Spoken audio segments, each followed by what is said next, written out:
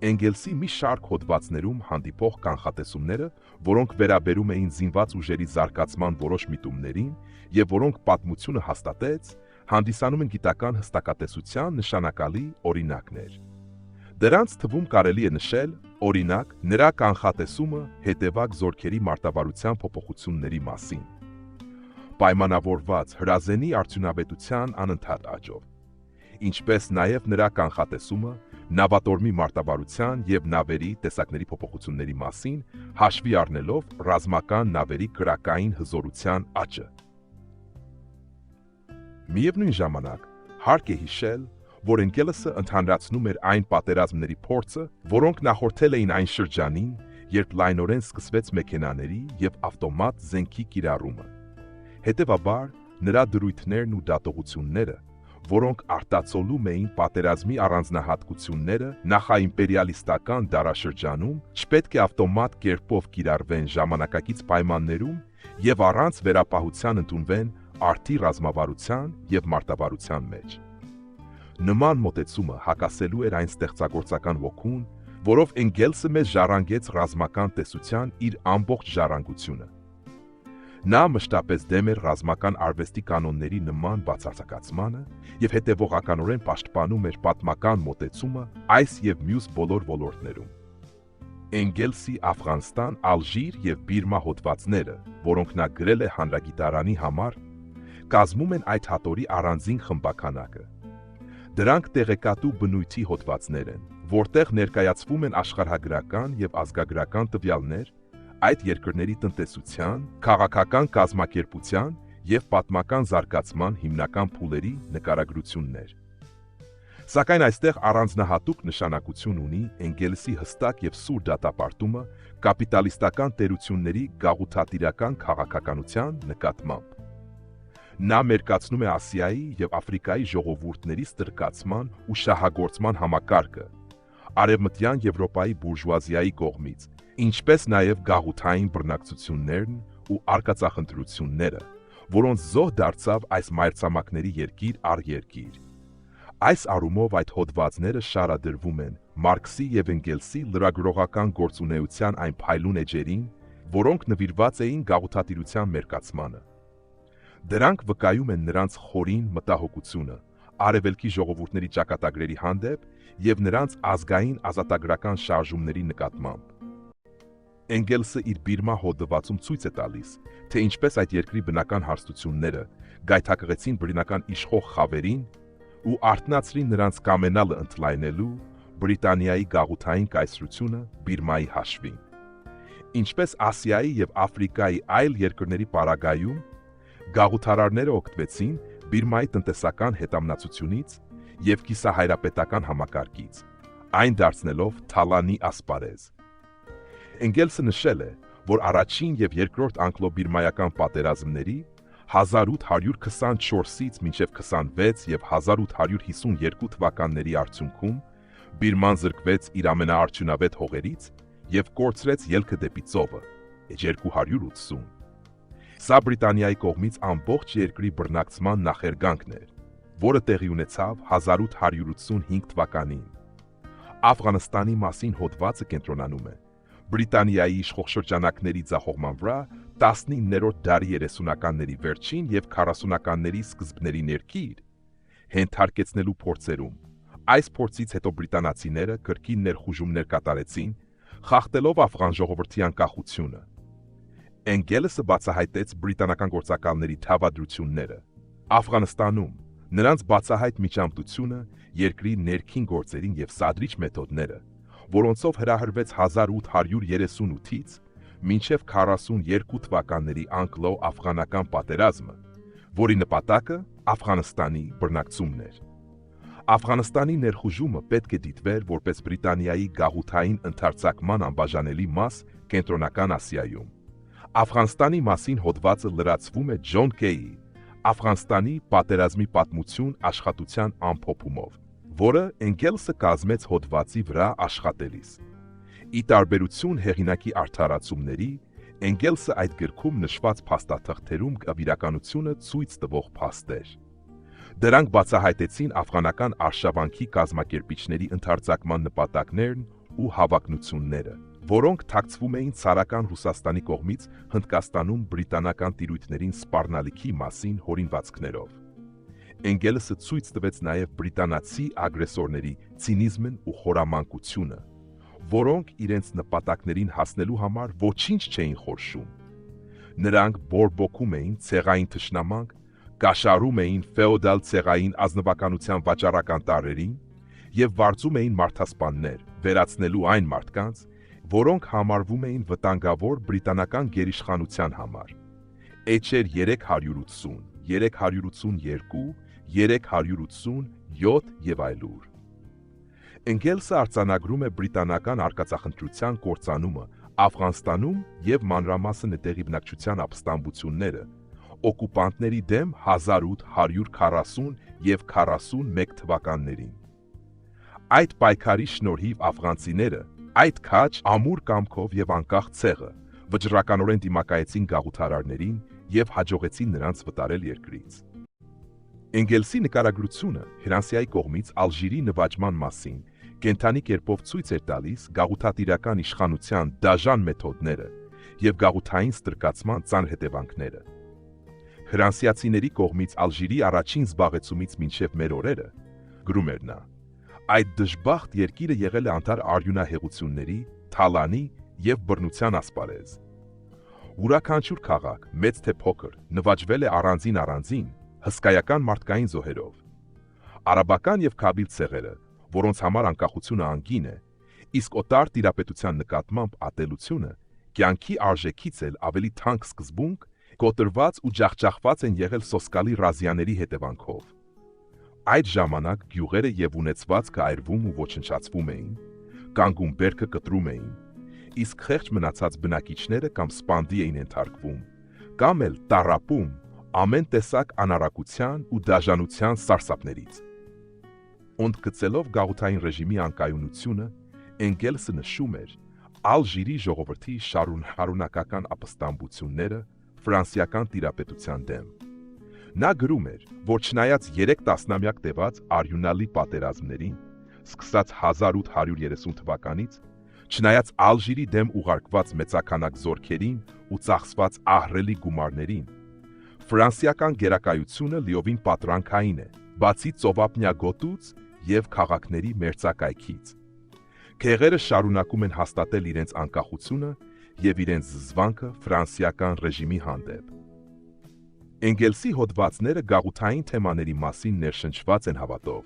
հակագաղութային ազատագրական շարժման աճող ուժի եւ անպարտելիության նկատմամբ։ Ինչպես նա ցույց էր տալիս, այդ շարժումը խոր արմատներ ուներ հենց ժողովրդի մեջ, որը ատում էր գաղութային ճնշումը եւ ձգտում ազատության։ Թեև գրված էին բուրժուական հրատարակության համար, այդ հոդվածները արտացոլում են պրոլետարիատի համաշխարհային ընդհանուր շահը, պրոլետար հեղափոխականների համերաշխությունը, հակագաղութային պայքարի մասնակիցների հետ եւ ձգտումը մայրաքաղաքային երկրների աշխատավորների շրջանում սեր ու համակրանք առաջացնել գաղութային եւ կախյալ երկրների ժողովուրդների հանդեպ։ Էնգելսի ստեղծագործություններից բացի, Նյու ամերիկյան Քիկլոպեդիա գրախոսական հրատարակությունը հրապարակել է նաև մի շարք հոդվածներ Մարքսի հեղինակությամբ։ Դրանք հիմնականում կենսագրություններ են զինվորական առաջնորդների եւ քաղաքական գործիչների 1870-ական թվականների վերջի եւ 1890-ական թվականների առաջին կեսի շրջանում։ Դրանցից շատերը, օրինակ, Բարքլեյ դե Թոլի, Բենինգսեն, Բերն, Բոսկե, Փլյուխեր եւ Բերեսֆորդ իրականում գրվել են Էնգելսի հետ համագործակցությամբ, ինչպես նաև հոդվածները Արմադա եւ Այակուչո։ Հետագա հոդվածը զբաղվել է Լատինական Ամերիկայի ժողովուրդների ազատագրական պատերազմում Decisive մարտի մասին, որը կայացրեց իսպանական տիրապետության դեմ պայքարը։ Այս հատորում ներառված կենսագրական էսսեները ներկայացնում են առաջնորդող կերպարային նկարագրություններ տարբեր ռազմական եւ քաղաքական իրադարձությունների գործիչների։ Դրանք պարզ ցույց են տալիս, որ շեմատիզմը օտար է մարքսիստական պատմական մոտեցմանը, եւ Մարքսն ու Էնգելսը պատմական գիտության առաջադրանքը տեսնում էին ոչ միայն սոցիալական զարգացումները որոշող ուղղությունների բացահայտման մեջ, այլև դրանց կոնկրետ մարմնավորումը պատմական իրականության բազմազան պատկերապատման մեջ իրական մարդկանց գործողությունների միջոցով։ Շատ աշխատություններում Մարքսն ու Էնգելսը պատկերել են տարբեր պատմական դեմքեր եւ զգալի վարպետություն են ցուցաբերել դա անելու գործում։ Կիկլոպեդիայի համար գրված կենսագրություններում նրանք նաև ցույց տվեցին իրենց կարողությունը առանձնացնել ոչ միայն անհատական առանձնահատկություններ, այլև այն գծերը, որոնք արտացոլում են դարաշրջանը եւ ներկայացված անհատների դասային պատկանելիությունը։ Մարքսի հոդվածները Բերտիե, Բուրիեն, Բեսիեր, Բերնադոտ եւ Բրունե մեզ տալիս են նապոլեոնյան շրանսիայի զինվորական առաջնորդների եւ պետական գործիչների պատկերասրահ։ Ինչպես ցույց տվեց Մարքսը, նրանց կարիերաները հաճախ արտացոլում էին ֆրանսիական բուրգոզիայի այն հատվածների էվոլյուցիան, որոնք մասնակցել էին 1879 թվականների հեղափոխական իրադարձություններին եւ հետագայում դարձել բոնապարտյան ռեժիմի հենասյուները։ Մեր զեկույցի մեծ մասն իրենց ռազմական կամ դիվանագիտական կարիերաները պարտական էին միայն հեղափոխությանը, որը, ինչպես Մարքսն ասաց, բացեց դաշտ զինվորական տաղանդների համար։ H566 Հակահեղափոխական մեծ բուրգոզիայի գերիշխման պայմաններում նրանք դարձան անբարեխիղճ փողասերներ եւ շահի ասպետներ, ամբիցիոզ մարդիկ, ովքեր սոված էին կոչումների, տիտղոսների եւ դատար կաթոռների համար, եւ կարիերիստներ, պատրաստ ծառայելու ցանկացած ռեժիմի։ Մարքսի կողմից գրված Նապոլեոնի մարշալների կենսագրությունները մեզ տալիս են ընդգծված պատկեր Նապոլեոն առաջինի կայսրության բուրգոզական կոտերիայի բարքերի մասին։ Իր բյուգոյի հոդվածում Մարքսը պատկերել է մի դաժան ու սկզբունքազուրկ հակահեղափոխականի կերպար, Հուլիսյան միապետության հավատարիմ ծառայի, որի քաղաքական ու ռազմական գործունեությունը նշանավորվել է ֆրանսիական բանվորների դեմ արյունահեղ ճնշումներով, Ալժիրը նվաճելու համար կիրառված դավաճանական ու վայրագ մեթոդներով, ինչպես նաև Մարոկկոյում իրականացված գաղութային արկածախնդրությամբ։ Թամանակի մեկ այլ տիպական կերպար էր բրիտանացի գեներալ Բերեսֆորդը, ով ղեկավարել է մի շարք գաղութային արշավանքներ եւ մասնակցել Բրազիլիայում ու Պորտուգալիայում հեղափոխական շարժումները ճնշելուն։ Մարքսի Էնգելսի կողմից գրված Մարշալ Վալյուխերի կենսագրությունը կազմում է լայն պատմական կտավ։ Այս ականավոր գերմանացի ռազմական գործչի եւ հայրենասերությունը ներկայացված է գերմանացի եւ այլ ժողովուրդների նապոլեոնյան տիրապետության դեմ մղված ազագրական պայքարի ֆոնին։ Նշելով Վալյուխերի կարևոր թերը 1813, 1813, 5 Ոլ թվականների արշավանքներում Նապոլեոնյան Ֆրանսիայի դեմ եւ ընդգծելով, որ նա բարձրագույն աստիճանով մասնակից էր Նապոլեոնի դեմ ժողովրդական ատելությանը եւ հանրության մեջ հայտնի էր իր պլեբեյական կրքերով։ Մարքսն ու Էնգելսը պնդում էին, որ Բլյուխերը 1813 5 թվականների ռազմական գործողությունների համար իսկական գեներալ էր, որոնք կիսով չափ կանոնավոր, կիսով չափ ապստամբական պատերազմի բնույթ էին կրում։ H1-108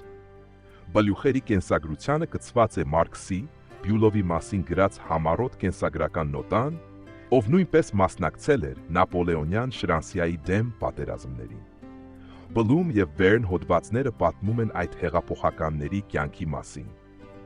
Առաջինը կազմված է Բլումի ինքնակենսագրական նյութի հիման վրա,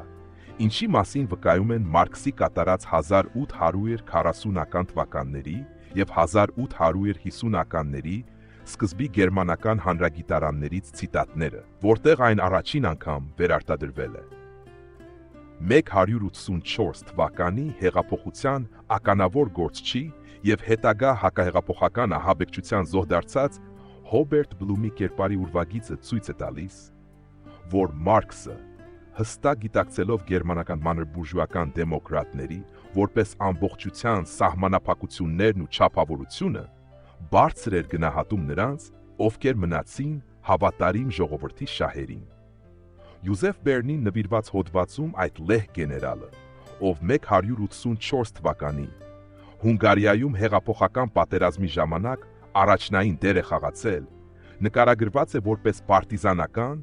եւ լեռնային մանր պատերազմի համար առաջին կարգի գեներալ H132։ Իր Բոլիվարը եւ Պոնտե հոդվածում Մարքսը ցույց տվեց զանգվածների դերը Լատինական Ամերիկայի երկրների պայքարում իսպանական գաղութային տիրապետության դեմ 1810-ը մինչև 1826 թվականներին, ընդգծելով այդ պայքարի հեղափոխական եւ ազատագրական բնույթը։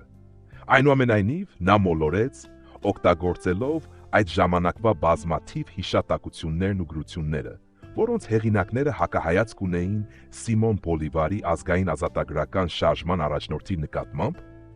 եւ այդ պատճառով նրա գնահատականը Բոլիվարի գործունեության եւ անհատականության վերաբերյալ եղել է միակողմանի։ Որոշ չափով սա պայմանավորված էր Մարքսի եւ Էնգելսի հակաբոնապարտիստական դիրքորոշմամբ այդ տարիներին,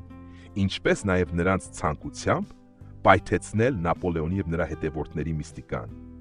որոնց թվում Մարքսը հիմնվելով օգտագործած աղբյուրների վրա, որոնք նա այդ ժամանակ չէր կարող բացահայտել որպես ոչ օբյեկտիվ, հաշվարկեց Բոլիվարին։ Մարքսի մեթոդը կենսագրական հոդվածներ գրելու համար, նոր ամերիկյան քիկլոպեդիայի համար լավ պատկեր է տալիս որոշ պատրաստական նյութերը։ Նախքան արդեն նշված Փլիում հոդվածի հատվածները, այս ժողովածուն ներառում է հատվածներ Կուրիեն եւ Բյուլով հոդվածների համար, ինչպես նաեւ Բրյունե հոդվածի նախագծային տեքստը։ Այս նյութերի համեմատությունը հոդվածների տեքստի հետ ընթերցողին կծանոթացնի Մարքսի այն մեթոդներին, որոնք նա կիրառել է սկզբնական աղբյուրների հետ աշխատելիս նշումներին, որոնք նա արել է այս աշխատանքը կատարելիս, ինչպես նաև որոշ փաստերին, որոնք նա հավաքել էր, բայց որոնք չմտան վերջնական տարբերակներում։ Իր Բոլիվարը եւ Պոնտե հոդվածում Մարքսը ցույց տվեց զանգվածների դերը Լատինական Ամերիկայի երկրների պայքարում իսպանական գաղութային տիրապետության դեմ 1810-ը մինչև 1826 թվականներին, ընդգծելով այդ պայքարի հեղափոխական եւ ազատագրական բնույթը։ Այնուամենայնիվ, նա մոլորեց, օգտագործելով այդ ժամանակվա բազմաթիվ հիշատակություններն ու գրությունները, որոնց հեղինակները հակահայացք ունեին Սիմոն Բոլիվարի ազգային ազատագրական շարժման առաջնորդի նկատմամբ, եւ այդ պատճառով նրա գնահատականը Բոլիվարի գործունեության եւ անհատականության վերաբերյալ եղել է միակողմանի։ Որոշ չափով սա պայմանավորված էր Մարքսի եւ Էնգելսի հակաբոնապարտիստական դիրքորոշմամբ այդ տարիներին, ինչպես նաեւ նրանց ցանկությամբ պայթեցնել Նապոլեոնի եւ նրա հետևորդների միստիկան, որոնց թվում Մարքսը հիմնվելով օգտագործած աղբյուրների վրա, որոնք նա այդ ժամանակ չէր կարող բացահայտել որպես ոչ օբյեկտիվ, հաշվարկեց Բոլիվարին։ Մարքսի մեթոդը կենսագրական հոդվածներ գրելու համար, նոր ամերիկյան քիկլոպեդիայի համար լավ պատկեր է տալիս որոշ պատրաստական նյութերը։ Նախքան արդեն նշված Փլիում հոդվածի հատվածները, այս ժողովածուն ներառում է հատվածներ Կուրիեն եւ Բյուլով հոդվածների համար, ինչպես նաեւ Բրյունե հոդվածի նախագծային տեքստը։ Այս նյութերի համեմատությունը հոդվածների տեքստի հետ ընթերցողին կծանոթացնի Մարքսի այն մեթոդներին, որոնք նա կիրառել է սկզբնական աղբյուրների հետ աշխատելիս նշումներին, որոնք նա արել է այս աշխատանքը կատարելիս, ինչպես նաև որոշ փաստերին, որոնք նա հավաքել էր, բայց որոնք չմտան վերջնական տարբերակներում։ Այս ժողովածուն ներառում է ընդհանուր առմամբ 107 աշխատություն Մարքսի եւ Էնգելսի կողմից, որոնցից 7-ը ներառյալ այն գործերը, որոնք կազմում են բաժինը, նախապատրաստական նյութերից հոդվածների համար նոր ամերիկյան հանրագիտարանում հրատարակվում են անգլերեն առաջին անգամ։ Մնացած աշխատությունները, որոնք բոլորը գրված են անգլերեն, մեծամասամբ չեն վերաթարգմանվել այդ լեզվով հեղինակների կյանքի ընթացքում հրատարակվելուց հետո։ Այս ժողովածուի մեջ ընդգրկված աշխատությունները, ներառյալ հոդվածները նոր ամերիկյան հանրագիտարանի համար ներկայացված են համակարգված ըստ գրության ամսաթվի, այլ ոչ թե այն այբբենական կարգով, որով դրանք հրատարակվել են հանրագիտարանում։ Տես այս ժողովածուի մեջ 2 ցանկը։ Հոդվածների ամսաթվերը ստուգվել են Մարքս-Էնգելս նամակագրության եւ Մարքսի նշումների հիման վրա, որոնք վերաբերում են դրանց Նյու Յորք ուղարկվելուն։ Երկարատև պարբերությունները հոդվածների մեջ բաժանվել են ավելի հարմար երկարության պարբերությունների։ Էնգելսի հոդվածների տեքստերը, որոնք մեզ հասել են տարբեր տարբերակներով, առհասարակ հրատարակվելով Allgemeine Militär Zeitung-ում եւ The Volunteer Journal-ում, կամ դրանց վերակատարումից հետո Essays Addressed to Volunteers ժողովածում համեմատվել եւ միաձուլվել են։ Վերնագրերի եւ հրատարակման ձևի փոփոխությունները նշված են խմբագրական նշումներում ժողովածուի վերջում, իսկ այն տարբերակները, որոնք փոխում են իմաստը, կրկնօրինակվել են ստորաբաժանման նշումներում։ Նախապատրաստական նյութերի հրատարակման հատուկ առանձնահատկությունները նույնպես նշված են։ Քաղաքական եւ աշխարհագրական անունների, թվային տվյալների, ամսաթվերի եւ այլ սխալներ շտկվել են, հղում տալով Մարքսի եւ Էնգելսի օգտագործած աղբյուրներին։ Գիտական եւ փաստագրական հայտնի աղբյուրները նշված են ստորաբաժանման նշումներում եւ մեջբերված եւ հիշատակված գրականության ցուցակում։ Հողովածուի կազմումը, նախաբանը, նշումները, առարկայական ցուցակը, մեջբերված եւ հիշատակված գրականության ցուցակը եւ աշխարհագրական անունների բառարանը կատարած է Տատյանա Վասիլևան, խմբագրմամբ Dev Marxism and Institute։ Անունների ցուցակը եւ պարբերականների ցուցակը պատրաստվել է Ելիզավետա Օվսյան-Նիկովայի կողմից, Marxism and Institute։